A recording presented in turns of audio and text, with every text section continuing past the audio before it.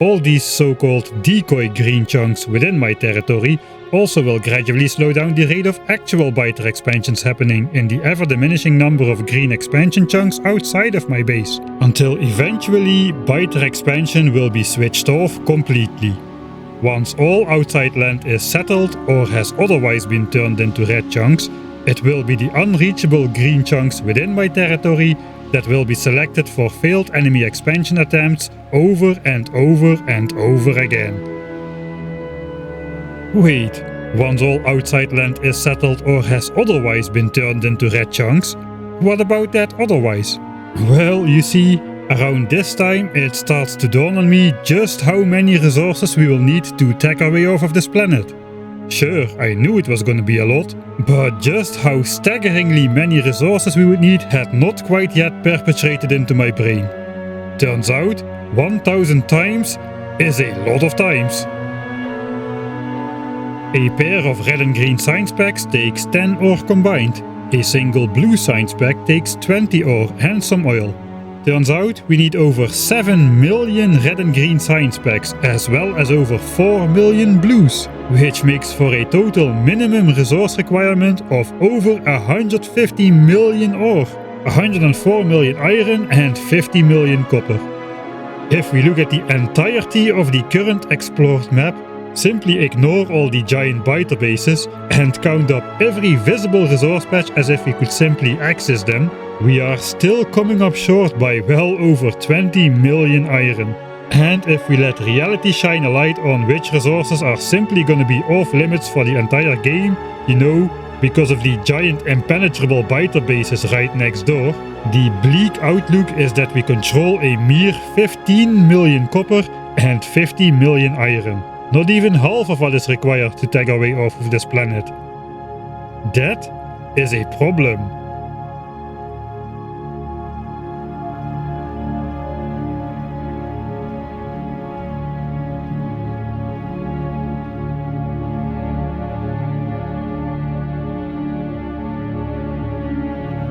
So, are we doomed after all? Purely because of the insane resource requirements of 1000 times science cost? Well, maybe.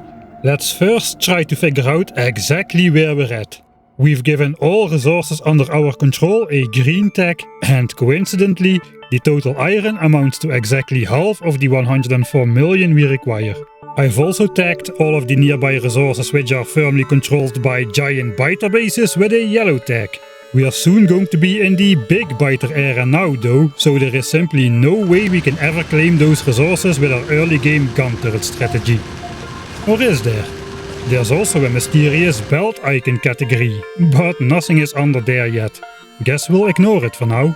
Anyway, even if we could gain access to those yellow tagged resources and mine out every single last piece of iron from every single last iron ore patch, we are still gonna be short by over 20 million iron. Or are we? Let's explore our options.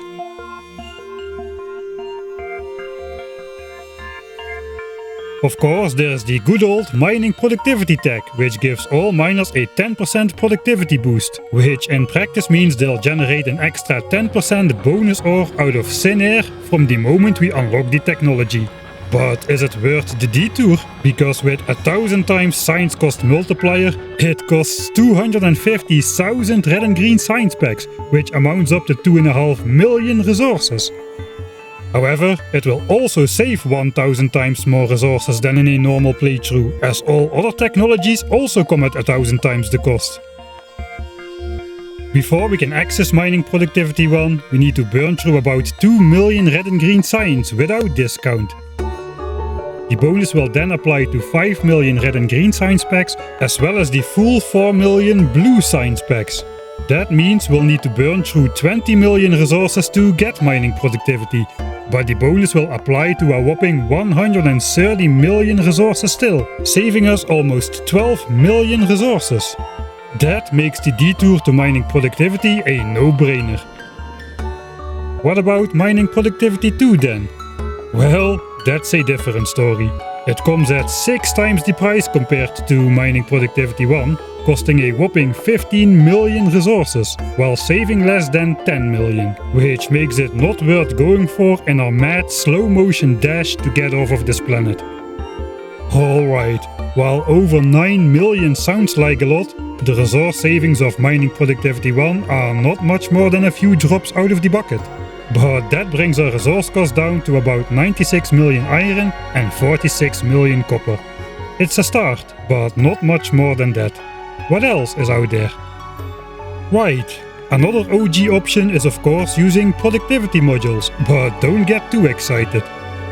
First of all, the God tier productivity module Mark III has been banished to Gleba. And even the much crappier Mark II productivity module is now hidden behind space science. That means we are stuck with the lowly Mark I productivity module, which, while an incredibly sweet deal for its resource cost, isn't all that powerful compared to its more expensive brothers. Furthermore, productivity modules greatly increase the factory's pollution output, while our capacity for producing pollution safely is strictly limited by how far the nearest active biter base is. Remember, the neutralized biter spawners, while not sending attacks our way, are also unable to absorb any of the base's pollution, so the sick red cloud will drift straight over those nearby nests and outwards towards the active biters. Only the intermittent trees can save us from the pollution cloud reaching the active biters and them sending unstoppable attacks our way. Still, we can safely put productivity modules in the pollution-free labs. And we can hopefully afford to put productivity modules in the blue science assemblers as well. This gives an 8% productivity bonus once to red and green science and twice to all blue science. Combined with mining productivity, this drops our resource requirements further down to about 87 million iron and 41 million copper. Because the efficiency module is going to be an invaluable attribute towards keeping both the base's production center pollution cloud under our control and perhaps even more importantly, decrease the pollution of mining outposts situated dangerously close to biter land, the extra cost of researching productivity module is a mere 500,000 resources. Well worth it, but the new iron requirement of 87 million is still way above the 52 million we currently have access to. We are going to need more discounts. But we have already fully depleted Factorio's discount options. Or, well, OG Factorio 1.1's discount options. It is time to explore the new Space Age tech tree. First up, let's explore both the most loved and the most hated addition made by Factorio Space Age. I'm of course talking about quality. Opinions aside, at first glance its usefulness seems limited, as first of all we will be limited to air quality only, and second, quality production loops depend a lot on being able to recycle unwanted results again.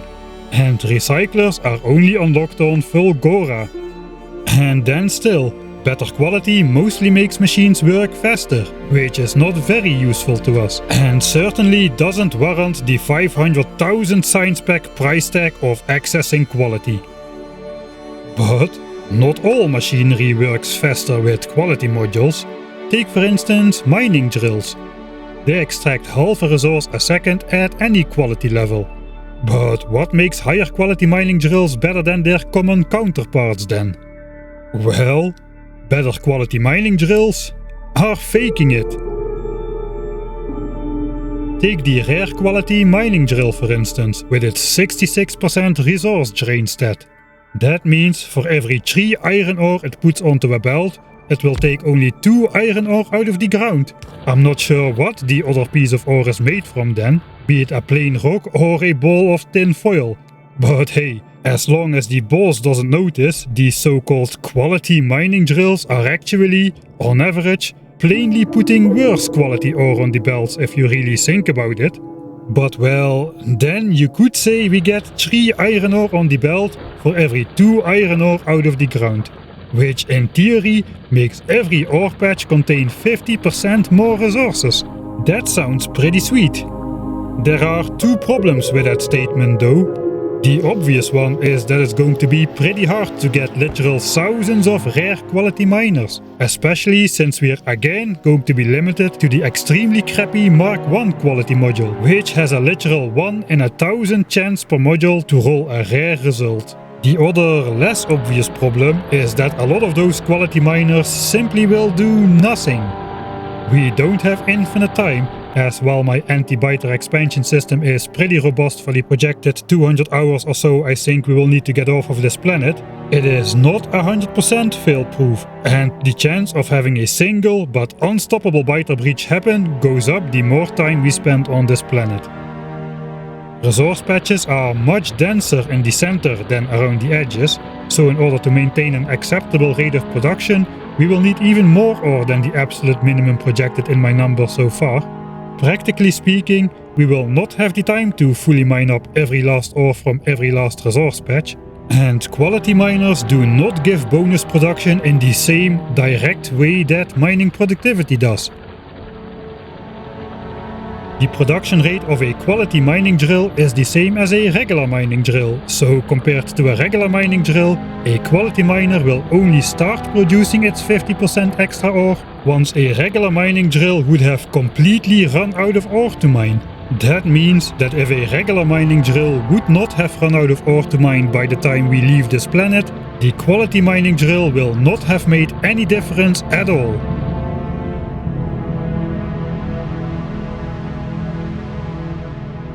Now, I'm still gonna count optimistically, but realistically we shouldn't count rare quality miners as if they would save us 33% on the overall resource cost. But counting it like that would lower the copper cost down to 30 million and the iron cost would go down by a whopping 23 million ore, from 87 million all the way down to 64. Even though we won't be getting that good of a discount, and we might still need additional multiple millions of iron to make all the rare quality miners, I think going for quality is still worth the 5 million resource price tag. Quality will also unlock additional perks, like better quality productivity modules for indie labs, and better quality stuff for space platforms later on. Speaking of space platforms, there is one iron ore patch we have access to that we haven't addressed yet. And while we won't be able to access that iron ore patch for a very long time still, once we do, we could actually mine all of our remaining iron from that single last iron ore patch, pollution-free, biter-free and miner-free. I'm talking, of course, about asteroid mining. Indeed, once we research the 1 million signs costing rocket silo, we unlock the ability to build space platforms equipped with asteroid collectors. And while the carbonic and oxide asteroids are useless to us except for making the space science packs, the metallic asteroids break down into iron ore, which then can be sent down to the planet to be used in our terrestrial factory. And while rocket silo is the second to last technology we need to research, the final two technologies of thrusters and unlocking planet Vulcanus together cost a whopping 1.5 million science packs still. That's equivalent to 30 million iron ore raw, which after taking into account the terrestrial savings of mining productivity and rare quality miners, is another potential 16 million iron saved. If we again pretend that we have infinite time and send in every single last piece of iron ore required in from orbit. And that brings our hyper-optimistic final resource requirements down to 29 million copper. Yes, copper is still the same, as we don't unlock copper from space until we set up shop on Gleba.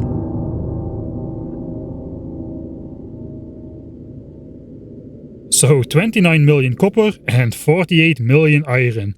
Woohoo! That is less than the 52 million we control, so if we ignore the infinite time requirement, the significant setup cost, and pretend we have the resource savings into effect the moment we research the technologies, we can finally pretend that we have enough iron to get off of this planet.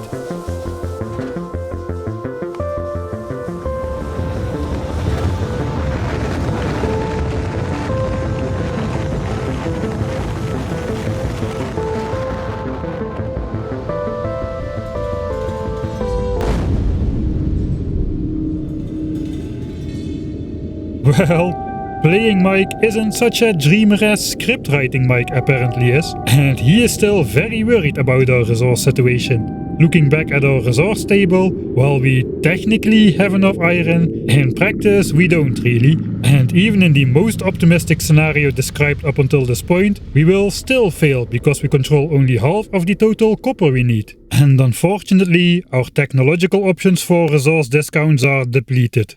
The only way to bring the values of the required and the controlled resources closer together is to increase the number of resources we control.